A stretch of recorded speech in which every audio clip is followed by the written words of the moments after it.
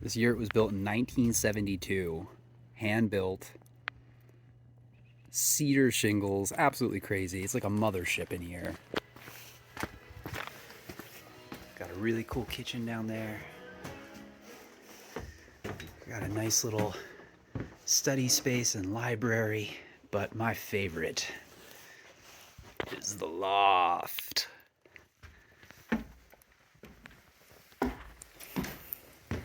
Really cool space with this enormous glass window that at night you can see the stars. It's a really, really cool place. This was started by people very similar to us and what we're doing at Fourth Moon Camp. And yeah, I'm gonna learn a bunch from them.